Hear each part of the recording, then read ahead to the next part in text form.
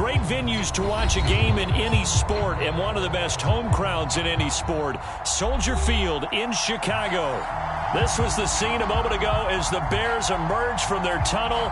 Ready for football are they, and ready for football are we, as the Bears get set to match up with the Minnesota Vikings.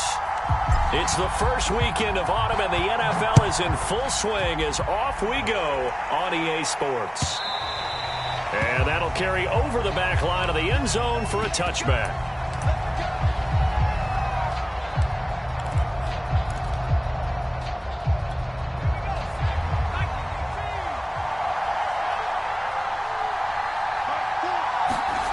Throwing, Jones.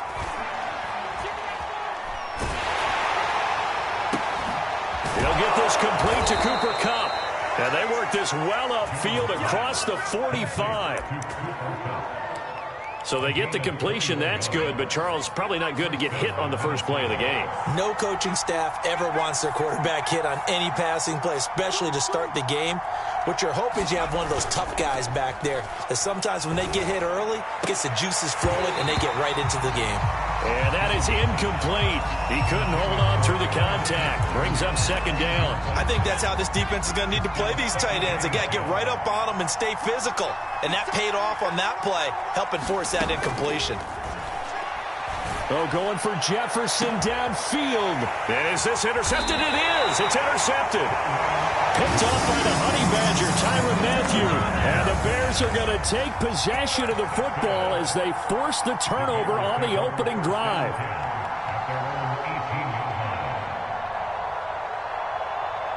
So from inside the 20, here's 1st and 10 at the 18. On play action, Fields. Oh, he's going to air it out right away. Oh, that's into a double team, and it's intercepted.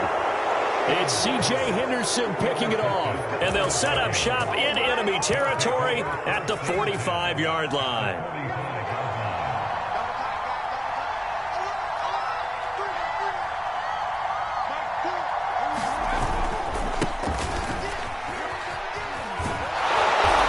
Space there for Cook that time as he winds up getting about 7 there on first down. If you start assessing what went wrong last week, Charles, in their loss, had nothing to do with the ground game. They ran it well. And you also have to say to yourself as a team, don't go away from what worked. That's not the reason the game was lost. Running the football over time, when you do it consistently, usually translates into wins. And they're hoping to do it consistently here. A quick burst there, and he nicely bit off a pretty decent game. From the 32 now, here's 1st and 10.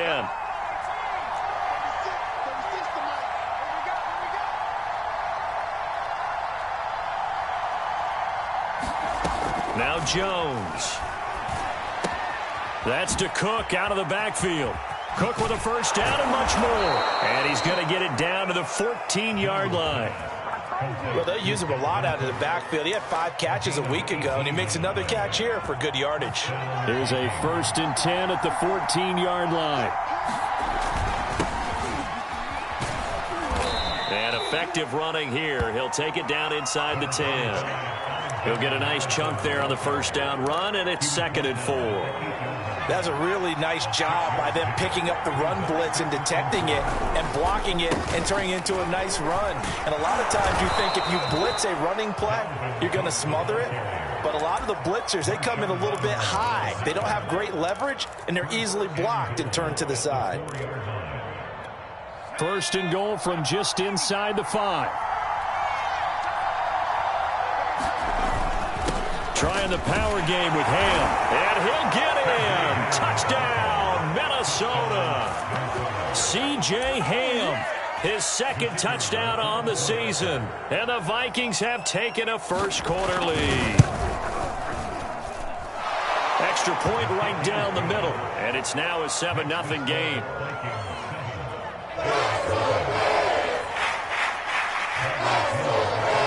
Following the touchdown now, it's Bradley Pinion on to kick this one away. And a fair catch signaled for and taken successfully.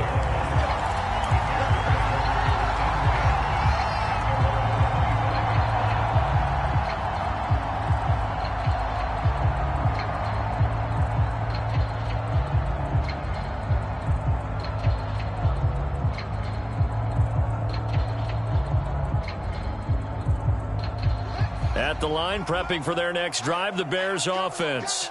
And last time wasn't pretty. One play and an interception. We'll see if they can do better. I want to see if they want to go ahead and throw the ball again now on this drive after what happened on the last one. Throw it on the first play. Give the quarterback some confidence. See what happens. And he gets this one just shy of the 40. They'll mark him down at the 39. Nice little nifty play for him there. Yeah, that's the ability to read a defense and utilize players that don't often get picked up in coverage easily. And I'm talking about being able to use the backs out of the backfield. Because I know that when I used to cover, hey, we got everybody oh, he just snuck out there, and they just got a nice first down there. What do we love to say? Get those backs into space, right? They were able to do that there. Nice pickup on first down. Good, strong, explosive run that started inside, which means you've got to control those defensive linemen, the defensive tackles, the nose guards. Those guys have to be controlled. How about the offensive line, the job they just did? Yeah, key that A-gap usually on those runs, right? That's where it all starts because everyone wants to kind of control that area. It disrupts things from the defensive side and the offensive side. As we just saw, it opens up possibilities. It was Maurice Hurst who got him down. So after the run for no gain, here's 2nd and 10. Here's Fields. Got his man complete over the middle. That's right. They do get a couple, but they'll be left staring at a 3rd and 8 coming up. Not a big window to throw. Coverage wasn't too bad there. Yeah, they had him under wraps pretty well, but somehow able to muscle his way open and catch the ball. They need to get this to the 24 on 3rd down. Now Fields. And down he goes. They sack him back right around the 41-yard line. The defensive end, Daniil Hunter, drops him. So now they're going to send out the field goal unit to, as they say, fire away from long distance. So this will be spotted on the midfield logo. It's a 58-yard attempt. And I tell you what, he got it from 58. That had lots of leg behind it. So a good kick there, and they put the bow tie on it with 3 points. And let's face it, everybody wants a touchdown. We know that. But in the NFL, defenses are awfully good. You're not going to score each and every time. Be able to knock the ball through the post and take the throw. By the way, I said bow tie. I meant just bow. Not the tie, but yeah. Either way. You got it. I just went right past it. Here are the Vikings now to start their next drive. Early on, you know, Charles, every game could be called a measuring stick game. But I think when it comes within your division like this, it's a measuring stick game with a little extra intrigue. I would agree with that totally because all division games have a little extra to them. But I like where this game is situated because at this stage of the season, it has that little extra juice. But at the same time, it's not a make or break if this were, let's say, week 15, 16, somewhere in that neighborhood. And he is met in his tracks behind the line of scrimmage.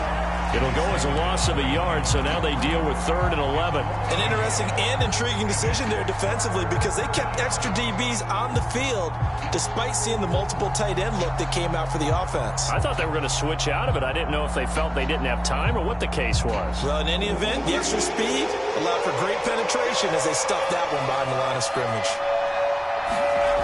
To throw on 3rd down, Jones. Pass incomplete, but the flag in the backfield, and this might be a roughing call. Well, instead of 4th down after the incompletion, it'll be 1st down, roughing the passer. Coaches love their defenses to be aggressive, but they want them to be smart as well. Have to leave the quarterback alone at a certain point.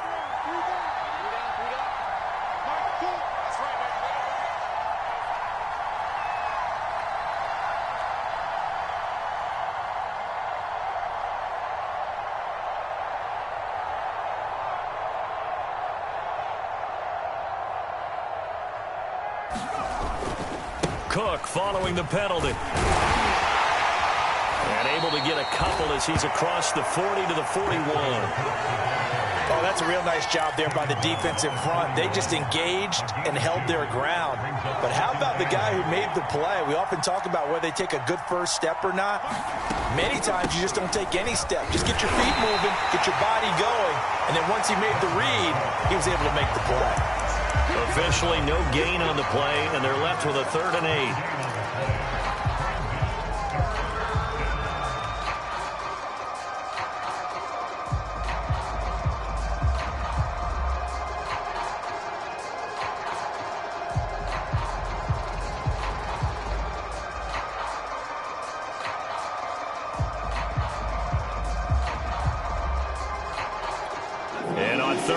defensively, they're going to beef up the secondary. 6 defensive backs.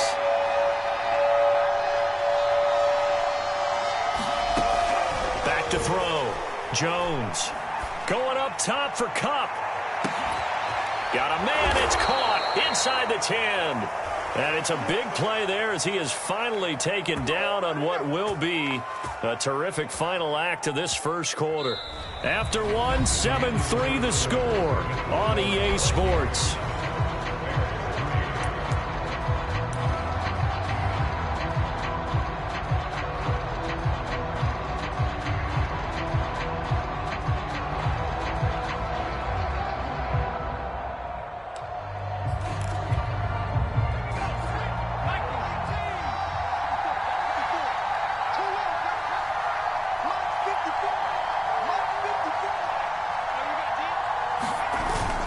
They'll run with Cook, and he'll get into the end zone. Touchdown, Minnesota. Dalvin Cook, his 3rd touchdown now on the year. And the Vikings are going to add on to their lead.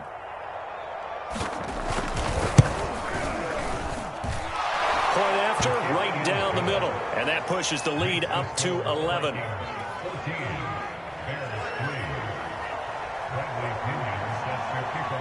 Now Pinion with the kickoff honors following the touchdown. Boston Scott on the return from his end zone.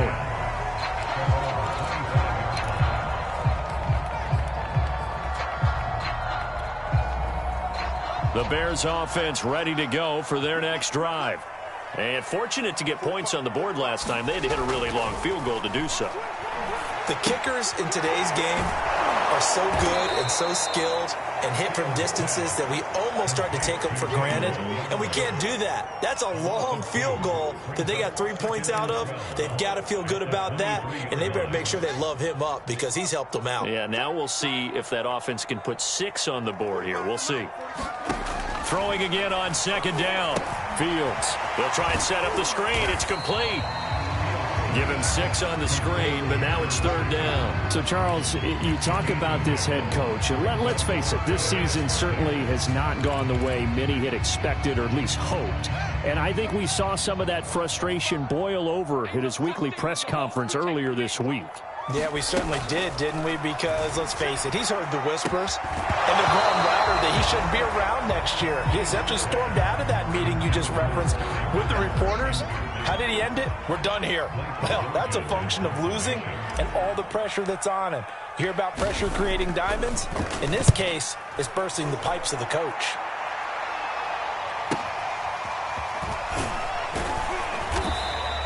It's a return of 4 following a 42-yard punt. And the Vikings will take over here 1st and 10. Here are the Vikings now to start their next drive. And they're hoping to redo their efforts in the last drive when they got into the end zone. And just think of what it's like now on the sideline, because when you score a touchdown, you have to go over and look at the tablet and see what you did on the last drive. When you scored points, it's a whole lot better view than when you're trying to figure out how to fix things there. And defensively, they were in zone coverage there. Do you have to be a little careful? You're losing, playing against a good quarterback like he is, to not play too much zone? Yeah, you have to be careful about how much time you're giving up. I think it's a good point you just brought up. So maybe if you still want to play zone, you go to a zone blitz scheme. And you can drop anyone out of your defensive front, defensive end, defensive tackle. It doesn't matter. You just exchange someone to bring more pressure towards the quarterback and still try and cover downfield.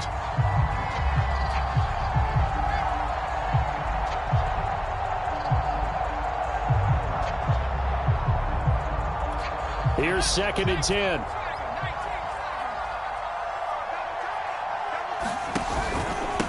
Give to Cook out of the gun. And taking it across midfield and just shy of the 40. 40 yards rushing now on 8 carries for him so far. He's obviously a bit of a shorter running back. Sometimes when he goes up the middle like that, he gets lost in there and then he pops out for 10, 20 yards. I actually asked NFL linebackers if that was true. Do you actually lose sight of some of the smaller running backs? And all of them confirmed that that can be a problem. Think of it this way. 2 of the top running backs in NFL history, Emmitt Smith, Barry Sanders, both 5'10".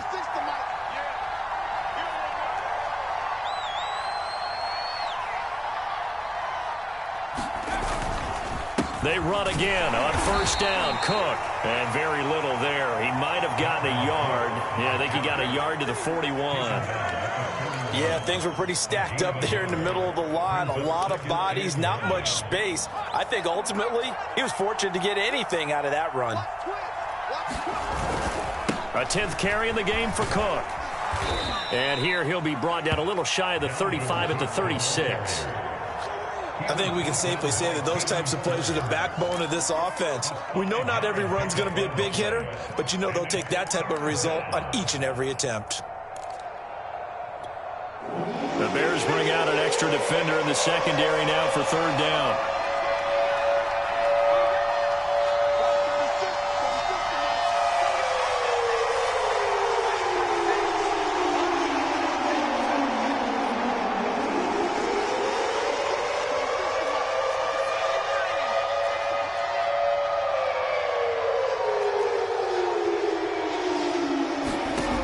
Operating from the gun, Jones. And the throw there going to be incomplete. Trying to get that one to his tight end, and they've been trying to get the ball to him, but as of yet, unable to successfully complete one. But you know there's usually a nice comfort zone in throwing to the tight end. Great sight lines, usually right in the middle of the field. And that one will be no good. He never had it on line. It's well wide to the left, and this score will stay right where it is. So an empty possession there. What do you think went wrong, Charles? Well, it looked like maybe the plant leg might have given way just a little. And when that happens, guys have a tendency to pull through the ball to compensate. And in doing so, sent this one off target. At the line, prepping for their next drive, the Bears offense. It's been very much a slow start for them. 3 drives and just the 3 points, CD. Yeah, if you're into the points per drive ratio, that answer is 1. And that's not going to get it done in a ball game. They've got to find a way to finish these drives in end zones, not having balls go through goalposts. 6 yards on that last play. Here's 2nd and 4.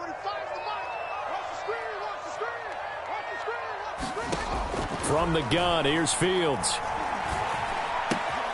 To the right side, complete to Miller.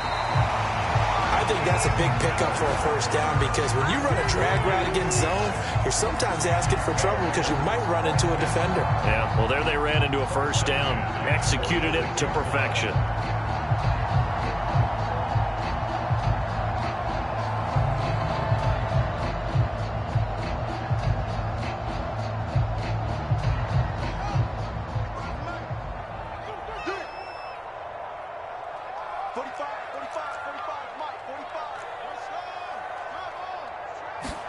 On first down, Fields. Man open, that's Jamar Chase complete. And he's corralled, but not before getting it inside the 35. That was a fun one to watch right there. A nice in-breaking route and plenty of room in the middle of the field.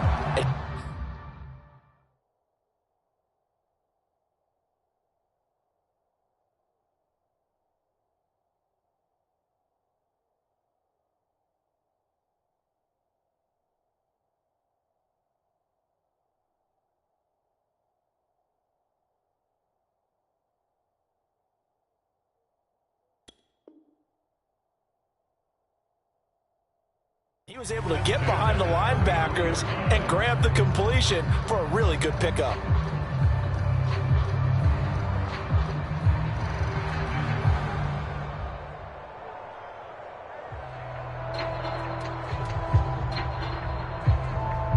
This offense finding its legs now. Here's another 1st and 10.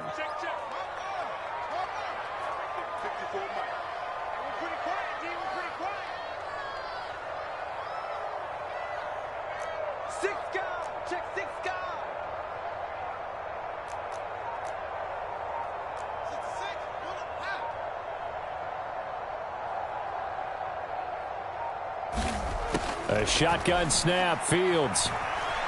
Flush to his right. 2nd quarter action, 1:56 remaining. And he just gets rid of it, throws it away.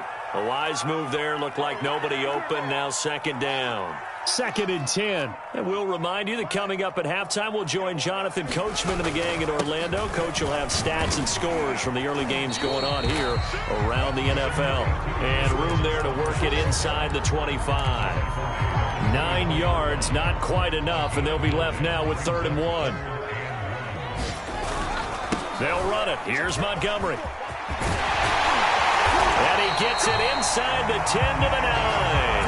51 yards rushing for him now on just his first 3 carries. I think they like this drive a little bit better there, partner. Running game helping out, picking up some of the slack. Because remember the last drive, they went 3 and out.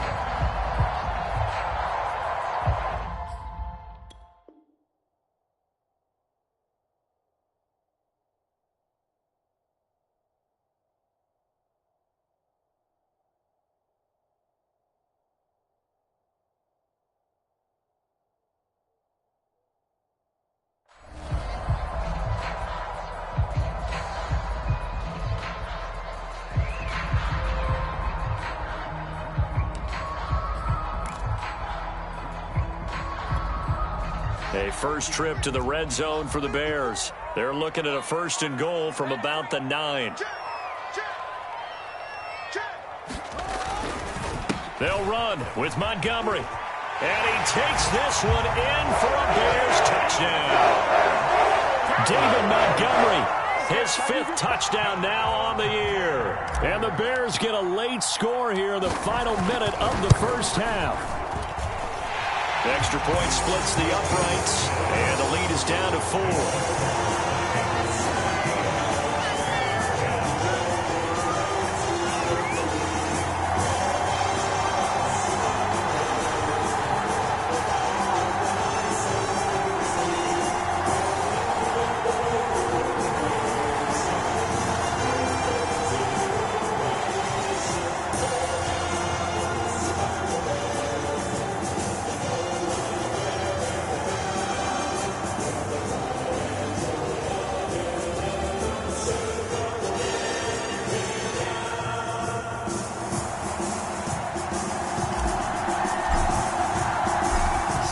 Kick this one away, and off it goes.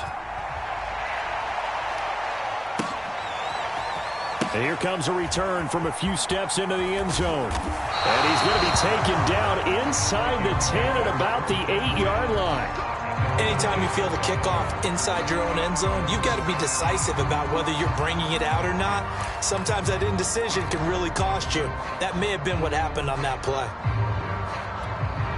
Here are the Vikings now to start their next drive. And we'll see how this is played. Offensively, they've got the lead. Not a whole lot of time left. What do you think, Charles? Well, it's tempting to try and add to your lead, but a mistake there, that can change things in a big way. I say go ahead, take the knee, get on out for the half. I know for us it's fun, and it's not so much fun for the rookie receivers when we see them coming into the league and we're going to training camps. You see them working on getting 2 feet down instead of 1. But the best ones train in college trying to get 2 down instead of 1, so the transition's a little bit less. In this case, though, wasn't able to complete it anyway.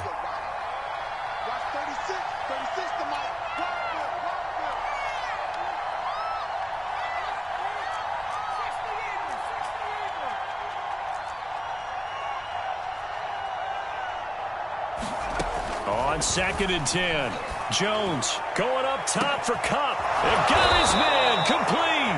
And they work this well upfield across the 45. The Vikings going to signal for the first of their timeouts as they stop it here with just under 40 ticks to go in this first half.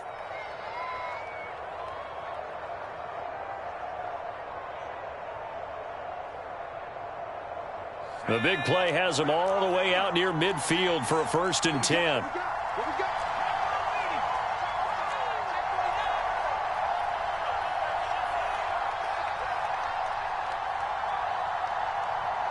Check 26, check 26.